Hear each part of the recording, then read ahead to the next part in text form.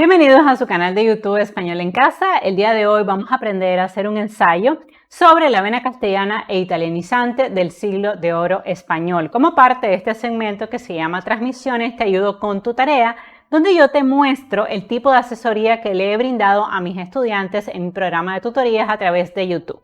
En este segmento analizamos tareas reales, incluso leemos las indicaciones del profesor, yo doy consejos y recomendaciones que puedes aplicar en la elaboración de tus ensayos y vamos a tener de ejemplo un ensayo real, una tarea real que en mi opinión pedagógica es la mejor manera de aprender. Así que si en este momento estás batallándole a la hora de hacer un ensayo, no sabes cómo hacer un buen título, cómo hacer una buena introducción, cómo hacer una tesis, cómo hacer un desarrollo con citas directas de menos de 40 palabras, de más de 40, con citas parafraseadas, cómo hacer una buena conclusión y una lista de referencias, no te vayas porque hoy te voy a dar tips y consejos prácticos que puedes aplicar a la hora de hacer un ensayo. Antes de continuar, si es la primera vez que estás viendo un video en mi plataforma educativa, te pido que por favor te suscribas a mi canal, me regales un like y compartas el link de este video en todas tus redes sociales o con personas que están haciendo maestrías en el siglo del español o están estudiando una carrera y que están elaborando ensayos y no saben por dónde empezar.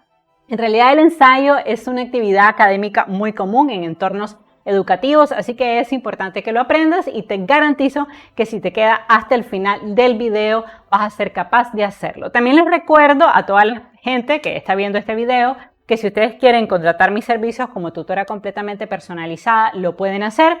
Lo único que tienen que hacer es irse al botón unirme, al lado de suscribirme y seleccionar el nivel de $100 al mes. Una vez que hagan el pago, deben enviarme el sílabo, las tareas que ya han entregado, las tareas que tienen pendientes y es importante que me digan desde qué país se están suscribiendo porque yo vivo en Managua, Nicaragua. Normalmente con mis estudiantes en los Estados Unidos tenemos de 2 a 4 horas de diferencia. Con personas en Europa puedo tener hasta 20 horas de diferencia. En el caso de Corea del Sur tengo 21 horas de diferencia. Entonces es importante que no solamente hagan el pago, sino que también me envíen un correo para agendar una reunión en una hora que no sea factible a ambos. Te dejo siempre en pantalla mi número de WhatsApp por si me quieres contactar, mi correo electrónico. Y a todas las personas que ya son parte de mi comunidad educativa, muchas gracias. Te pido que por favor se suscriban a mi canal, me regalen un like, porque cuando ustedes le dan like a mis videos, lo que hace es que YouTube, a través del algoritmo, recomienda mi video en sus países de origen. Así que más personas pueden llegar a este canal, donde siempre habrá buen contenido educativo. Entonces, les recuerdo también rápidamente nuestro pequeño comercial, que el tipo de asesorías que yo brindo específicamente es en la elaboración de poemas creativos, en la elaboración de ensayos personales, científicos, literarios, de causa y efecto, de problema-solución, análisis crítico de obras literarias del siglo de oro español, por ejemplo, Fuente Ovejuna, La vida de sueño, lecturas detalladas de cuentos de Borges, de Cortázar, como La noche boca arriba. También puedes contratarme como tutora en tus tesis o monografías de culminación de estudios. La atención es individual, completamente personalizada a tu necesidad y tengo niveles de $100 al mes. Los pagos se hacen vía YouTube, son completamente seguros, puedes cancelar en cualquier momento. Y bueno, pues si solamente estás aquí porque estás elaborando un ensayo, pues quédate porque al final del video en el link de la descripción de mi canal voy a dejarte el imprimible de la clase porque lo ideal es que después que veas el video inmediatamente descargues el imprimible y veas el ejemplo del documento que estoy usando. Esa es la mejor manera de aprender. Acompañar la parte visual luego con la lectura de mi ensayo. Entonces vamos a leer primero las indicaciones. Dice, escribe un ensayo de reacción sobre la vena italianizante y castellana del siglo de oro. Recuerda incluir en tu ensayo citas directas de menos de 40 palabras, de más de 40 palabras o citas parafraseadas. Recuerda que tu ensayo debe tener una tesis a aprobar y demostrar que leíste el material de la asignatura. ¿Qué quiere decir esto? Que quiere citas del profesor. En él se deben incluir comentarios sobre las figuras retóricas o de pensamiento estudiadas en el curso. El ensayo no deberá exceder las 1000 palabras. Antes de elaborar el ensayo quisiera dar algunas recomendaciones que puedes aplicar sin importar el tipo de ensayo que te estén pidiendo.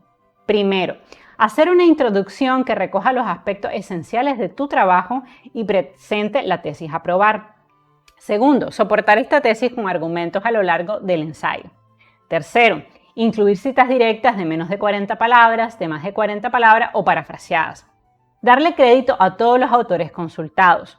Redactar una conclusión que haga una reiteración de la tesis y que invite a la reflexión. Evitar el plagio académico, indicando siempre el autor o autores de los documentos consultados. Es decir, no está mal que ustedes extraigan citas, porque cuando hacemos un ensayo, no solo podemos dar nuestra opinión personal, esa opinión personal tiene que estar respaldada por citas. Y siempre y cuando ustedes indiquen el autor del documento, el año de la publicación de la página, en el caso que sea directa, en el caso que sea indirecta no es necesario, pues ustedes no están cometiendo plagio académico. En el caso que el documento consultado para extraer la cita o los documentos consultados tengan un autor o dos autores, estos dos autores se van a indicar en el cuerpo del ensayo. Si hay 3 o más autores, solo indican el nombre del primer autor seguido del EROL en el cuerpo del ensayo, que esto significará que hay varios autores y solo se va a mencionar el primero. Pero en la lista de referencia se colocan todos los autores. Un error muy común es que veo, por ejemplo, dentro del ensayo, Rodríguez, digamos, Belmente, y le ponen Rodríguez Erol. Y cuando yo me voy a la lista de referencia, me voy a la fuente, y si dice Erol es porque había más autores, y solo hay un autor en la lista de referencia. Eso es imposible. O sea, si ustedes están indicando en el cuerpo del ensayo que hay más autores, tienen que estar todos los autores en la lista de referencia, porque esta es una manera de agradecerle a estas personas su contribución a su ensayo. ¿Qué significa esto en un ejemplo, que es la mejor manera de aprender?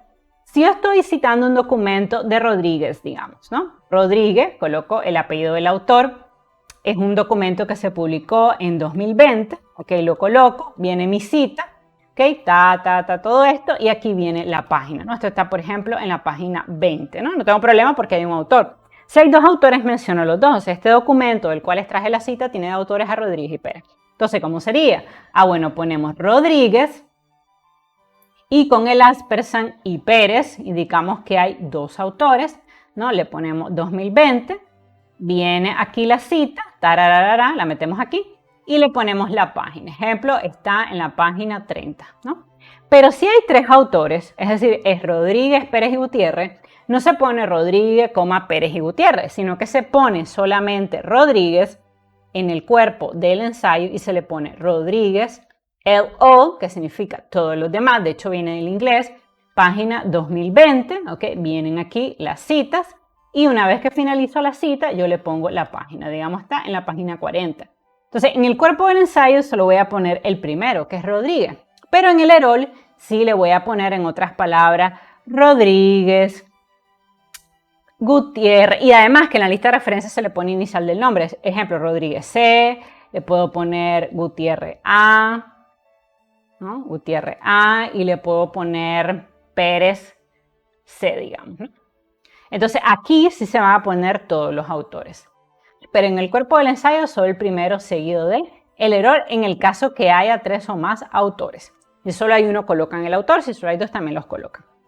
Ahora, otra cosa muy importante, el ensayo debe llevar sangría de primera línea y la lista de referencia es sangría francesa. ¿Qué es esto de sangría de primera línea? Es esta sangría que se deja al inicio de cada párrafo en un ensayo. Vean ustedes, lo tengo marcado aquí, ¿no? Ahí está, ¿ven? Entonces esta es la sangría de primera línea. Y la sangría francesa es esta sangría que está aquí en la lista de referencia. Entonces hay que tener cuidado, no es la misma sangría, esto se aplica en Word, en formato de párrafo le dan de primera línea el ensayo y francesa a la lista de referencia. De hecho es bastante fácil, pero mucha gente se equivoca en esto. La numeración de páginas se tiene que colocar arriba y a la derecha, no es a la izquierda ni abajo. Es decir, la numeración de página debe estar aquí, digamos página 2, ¿no? Arriba y a tu derecha. No se pone a la izquierda, no se pone debajo, esto no, esto de arriba no es correcto, esto, sino que siempre es arriba y a la derecha. Por eso existe una normativa que se llama APOMLA, que establece todas estas reglas. Y si ustedes entregan un ensayo violentando la normativa, ahí el profesor les va quitando puntos. Entonces, por ejemplo, la página está mal puesta, menos un punto. No hay, el error está mal usado, menos otro punto. No hay sangría de primera línea, menos un punto. No hay sangría francesa en la lista de referencia, menos un punto. Y si van sumando y sumando, el examen valía 20 puntos y fácilmente por errores de normativa pueden quedar en 10 puntos. Otra cosa importante, no pueden usar Wikipedia como fuente de información en un ensayo académico, porque Wikipedia no tiene autor, no se sabe quién publica en Wikipedia. Yo puedo publicar en Wikipedia, tú puedes publicar en Wikipedia, entonces jamás usar Wikipedia. Además, hay que seguir una cosa que se llama criterios de citabilidad. ¿Qué cosa es estos criterios de citabilidad? Que decimos mucho los docentes en la universidad. Criterios de citabilidad significa que el autor que estoy consultando tenga nombre, o sea, que se identifique quién es. 2, que haya año de la publicación en ese documento. 3, que ese documento tenga un título. 4, que ese documento tenga número de página. Por lo menos eso. Lo ideal además es que este documento tenga una lista de referencias para saber de dónde este autor consultó las citas que incluyó en el trabajo. Pero por lo menos si tiene nombre, año, título y número de página, se considera que cumple el mínimo de criterios de citabilidad. ¿Qué significa esto? Que lo puedes recuperar dentro de tu trabajo. Y como Wikipedia no tiene autor, no cumple criterios de citabilidad y no se puede usar jamás en un ensayo académico. Usar la tercera persona del singular en el ensayo. ¿Qué significa? Se considera, se opina, se dice, se plantea, se establece. No decir yo planteo, yo pienso, yo digo, a no ser que sea un ensayo personal, en cuyo caso normalmente los profesores piden que sea en la primera persona del yo. Los ensayos personales se dejan mucho al final de una asignatura, donde el estudiante da su opinión sobre todo lo aprendido en el curso, por ejemplo. O sea, obviamente por la naturaleza de ese ensayo se usa la primera persona del yo. Pero si es de tipo académico, ya sea científico, literario, un ensayo de reacción, de causa y efecto, de problema-solución, deben usar la tercera persona del singular. El ensayo tiene que ir en Times New Roman 12. Se le debe aplicar interlineado y, como les decía, la sangría de primera línea. APA y MLA Format establece más letras que la Times New Roman 12. Pero mi consejo es que usen esta porque yo creo que el 99.9% de todos los docentes piden los ensayos en este tipo de letra y esto es porque es muy cómodo a la hora de calificar para uno como profesor. Lo digo por experiencia como docente universitario. Entonces, es importante que usen Times New Roman 12, aunque sí, por ejemplo, Calibri también está emitida, Lucida Sans Unicode, pero Times New Roman 12 es de cajón en la universidad lo que se pide. El interlineado se pide, bueno, uno por comodidad de la lectura, pero también para que el profesor te pueda dejar comentarios aquí, decirte, bueno, esto hay que corregirlo, aquí esta tesis le faltó entenderse mejor, aquí hay errores de normativa. Entonces, es también para propósito de uno como profesor a la hora de calificar, pero también pues, facilita un poquito la lectura, que no se vea la letra tan pegada. La extensión de un ensayo, que es una pregunta muy común, debe ir de 3 a 5 páginas. No es muy normal que se pidan ensayos de 10 páginas, pero siempre te diré que lo ideal es preguntarle a tu profesor, profe, cuál es el mínimo, cuál es el máximo y tener ese cuidado. Pero normalmente de 3 a 5, ya cuando estamos hablando de 10 páginas, casi nunca es un ensayo, casi siempre ya es un research paper, un documento de investigación un poco más trabajado, donde se deben de citar un mínimo de 10 autores. Entonces, en promedio un ensayo de 3 a 5 páginas. Los ensayos se entregan de corrido, o sea, no se dividen en introducción, desarrollo o conclusión. Yo esto lo hago para propósito de mi explicación, pero recuerden que va de corrido. Y solamente debe ir aparte la lista de referencias. Y te recuerdo, como siempre, que te dejo el link imprimible de esta clase y de mi ensayo en la descripción de mi video, porque una vez que veas mi video, lo ideal es que descargues mi material y lo leas. Entonces, vamos a ver cómo yo ayudé a mi estudiante a hacer su ensayo. La vena italianizante y castellana, una simbiosis lírica. ¿Esto qué es el título del ensayo?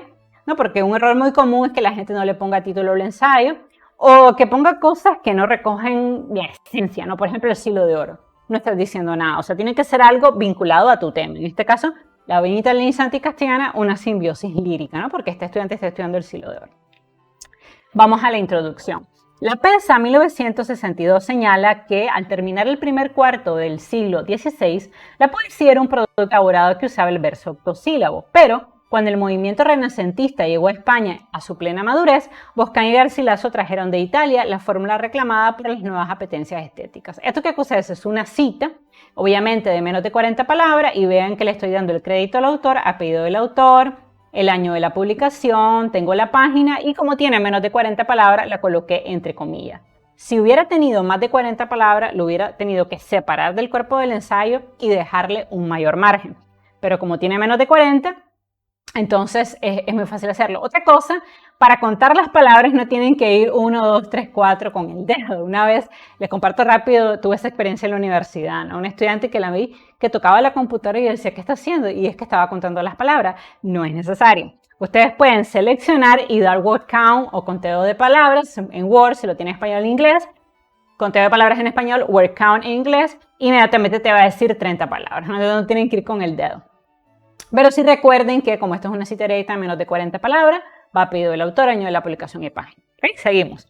Boscan hizo un ejercicio poético muy bueno, aunque ampliamente superado por Garcilaso, quien, aunque publicó toda su obra de manera póstuma, logró un perfecto manejo de los versos en decasílabos y hectasílabos. Esta es una de las cosas que a mí más me sorprende de Garcilaso de la Vega, que estando vivo él no publicó nada, y la razón por la que no publicó nada es porque pertenecía a la nobleza, era un hombre muy rico, un hábil espadachín, y además era un hombre muy culto y en ese tiempo se consideraba que la publicación era algo más bien vulgar de las clases bajas, ¿no?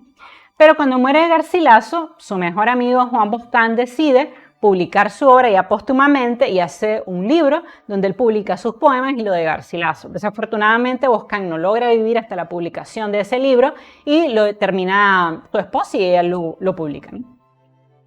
Un poquito un dato de color e histórico del Siglo de Oro. Tal como he leído en los módulos anteriores, los temas presentes en la poesía de Garcilaso fueron, entre otros, el carpe diem y el cóligo Virgo Rosas, que significa disfrutar el momento e invitar a los jóvenes a vivir la juventud, el tempo fugge, el tiempo pasa, y el paisaje bucólico. ¿Por qué estas palabras están en cursiva? Carpe diem, cóligo Virgo Rosas y tempo fugge. Porque son palabras que vienen del latín. Entonces, cuando ustedes introduzcan en un ensayo palabras en latín, esas palabras se tienen que poner en cursiva. Ok, ya hemos hecho la introducción del ensayo, que es el primer párrafo del ensayo. Ya hemos presentado nuestra tesis, ¿no? Que vamos a hablar de estos dos grandes escritores y ahora vamos a entrar al desarrollo. En este tiempo vuelven a cultivarse los géneros grecolatinos, las églogas, elegías, odas, epístolas. ¿Quién dice esto? La Pesa, 1962, en la página 115, quiere decir que esto es una cita directa de menos de 40 palabras y por eso indico apellido del autor, año de la publicación y página. A pesar de la resistencia al uso de los endecasílabos que presenta el poeta Cristóbal de Castillejo, quien defendía el uso del verso octosílabo y la copla castellana, tanto Garcilaso como Hurtado de Mendoza, Cetina, Coloma, Acuña y Montemayor terminaron por abrazar las técnicas italianizantes y mezclarlas con el verso castellano. ¿Qué pasa? ¿No? En el Siglo de Oro había escritores españoles, específicamente Garcilaso, Boscán, que comenzaron a tomar las técnicas italianizantes de la poesía italiana, específicamente el soneto. Y obviamente hubo poetas dentro de España como Cristóbal de Castillejo, que no le gustaba que hubiera escritores españoles que usaran técnicas que venían de Italia porque consideraba que ya con el verso octosílabo y con la copla castellana era suficiente para crear buenas composiciones. Entonces se dio como una guerra entre escuelas, los que defendían las técnicas italianizantes, el soneto, los versos endecasílabos, ahí pertenecían Garcilaso y Boscán, y los que pertenecían a la escuela de Cristóbal de Castillejo, que más bien consideraba que había que usar el verso octosílabo, la copla castellana, porque había como una guerra, ¿no? De que decían ellos, ¿cómo es posible que nosotros los españoles usemos técnicas que vienen de Italia? ¿No? Al final lo que pasó es que hubo una mezcla, ambas escuelas se fusionaron y la mayoría de los poetas usaron técnicas italianas, pero siguieron usando la copla castellana y se produjo una simbiosis, ¿no? Entonces, esto lo vemos claramente en el poema Madrigal II de Gutiérrez de Cetina, poema en el cual se ve claramente el uso de los versos hectasílabos y los versos endecasílabos, que eran versos importados directamente de las técnicas italianas. Y aquí viene un fragmento de un verso. Con la mano que ya me tiene muerto, cautela fue por cierto, que así doblar pensaste mis enojos. Aquí creo que leí, ¿verdad? Dice, con la mano que ya me tiene muerto y tiene 11 sílabas, por cierto. Cautela fue, por cierto, tiene 7 sílabas, que ansí doblar pensaste mis enojos, tiene 11 sílabas. Entonces lo puse porque vean la combinación de los versos de 7 sílabas con los versos de 11 sílabas, aquí está, y esos son técnicas italianizantes. Y recuerden que cuando ustedes citen los versos de una obra literaria, tienen que indicarlo parentéticamente, es decir, esto está en el del verso 1 al verso 3 y está específicamente en la página 1. Así se citan versos de una obra literaria, que es parte de la asignación, porque dice el profesor que ya tiene que demostrar que leyó el contenido de la asignatura. Y el contenido de la asignatura son otros ensayos que hablan de estos autores y además la obra de estos autores, poemas de estos autores. Por otro lado, la temática amorosa que ya vimos en Garcilaso y Boscán está también presente en la obra de Cetina, de Hernando de Cuña, de Francisco de la Torre, de Francisco de Aldana, de Hurtado de Mendoza y Sebastián Orozco, ¿no? Poetas muy importantes en el siglo de oro español. Así lo vemos en el soneto 5 de Francisco de la Torre, el cual refleja el dolor por amor. Tú que sabes mi mal y tú que fuiste la ocasión principal de mi tormento, por quien fui venturoso y desdichado, oye tú solo mi dolor. Entonces vean que esto está en el verso 9, 10 y 11 y 12, y específicamente en la página 7. Entonces quiere decir que esto es una cita tomada directamente de la obra y hay que indicar el número de verso donde se encuentra. No, recuerden que siempre en el imprimible de la clase yo les dejo estos comentarios para que ustedes se guíen. Y esta es la mejor manera de aprender, con un ejemplo. Yo les puedo dar mucha teoría del ensayo, pero no hay como ver un ensayo e identificar las palabras para entender. Otro aspecto importante que también está presente en estos escritores es el buen manejo del soneto, el cual viene de la técnica italiana y se contrapone a la copla castellana. No quiero ahondar tanto en el siglo de oro, pero básicamente las coplas venían de España y el soneto venía de Italia. Entonces, Garcilaso de la Vega y Boscán comienzan a introducir el soneto y hay otros escritores españoles que se resisten a que se adopte esta técnica que viene de Italia y siguen utilizando las coplas castellanas, ¿no? Así lo vemos en el soneto de Hernando de Acuña, que dice: de la alta torre al mar Eros miraba, al mar que siempre más se embravecía, y esperando a Leandro se temía, mas siempre con temer se le esperaba. Entonces, vean ustedes que aquí tenemos 11 sílabas, o sea, eran versos largos y estas eran técnicas italianizantes. Los versos de 10 sílabas, de 11 sílabas, de 7 sílabas, ¿no? Eran versos que venían, o una técnica versada que venía de Italia. Y aquí entre paréntesis tenemos que indicar el número de verso donde podemos identificar estas líneas. Entonces verso 1, 2, 3, 4 y tenemos que colocar la página. Cita directa tomada de la obra, indicar el número de verso donde se encuentra, que siempre lo pongo a manera de comentario. Como vemos, en la división silábica se mantiene la métrica de 11 sílabas tomada de la vena italiana. Y el poema está formado por 2 cuartetos y 2 tercetos con rima consonántica, que ya sabemos que 2 cuartetos y 2 tercetos con rima consonántica es la estructura del soneto, que fue una técnica importada de Italia. Lo otro que se puede puntualizar en la obra de Francisco de Aldana son las alusiones grecolatinas, que también provienen de la vena italiana. Esto lo vemos claramente en el soneto 18, octavo, cuando el poeta señala: mil veces digo entre los brazos puestos de Galatea, que es más que el sol hermosa, luego ella, en dulce vista desdeñosa, me dice: Tirsis mío, no digas esto. Entonces, estos versos, verso 1, verso 2, 3, 4, están en la página 12. Esta alusión a la cultura grecolatina es también importante porque caracteriza a los poetas de esta generación, ya que Galatea es una nereida, es decir, una diosa de gran belleza física. Quiere decir que lo que son Cetina, Garcilaso de la Vega, Boscán, tomaron técnicas en la escritura, versos decasílabos, sonetos, pero también tomaron temas, ¿no? Como las alusiones grecolatinas, también las alusiones al paisaje bucólico. Eso fueron técnicas y temas que tomaron de la vena italiana, que no venía del país donde ellos vivían, que era España, pero lo incorporaron muy bien. Y realmente, si ustedes leen los poemas de Garcilaso de la Vega, de Juan Boscán, se van a dar cuenta que en realidad hicieron grandes producciones poéticas. La Peza también señala que el poema Madrigal I de Cetina vuelve a presentar el objeto del deseo en los ojos de la mujer amada, y el acrecentamiento de la hermosura cuando va unida a la piedad es aquí un supuesto indiscutido que sirve de señuelo para atraer la mirada benévola. Entonces, vean ustedes que esto es una cita directa de menos de 40 palabras, hay comillas, mencioné el nombre del autor y la página. Y ahora vienen algunos versos. Si cuanto más piadosos, más bellos parecéis a aquel que os mira, no me miréis con ira, porque no parezcáis menos hermosos. Entonces tenemos que esto está en el verso 4, 5, 6, 7, en la página 1. También llama la atención el uso del epíteto claros, lo cual ilumina el poema. Así La Peza, ¿no? En 1962, o sea, el apellido del autor, el año, afirma 2 puntos, se introduce aquí la cita entre comillas con la paginación al final. El poeta no abusa ingeniosidades, sino que contempla embebecido en éxtasis que supera los tormentos rabiosos del amor sin correspondencia. Por tanto, vemos nuevamente la presencia de ese amor cortés, entendido como sufrimiento y como dolor. Y vean ustedes cómo les pongo siempre, esto es una cita directa en menos de 40, apellido del autor, año de la aplicación y página.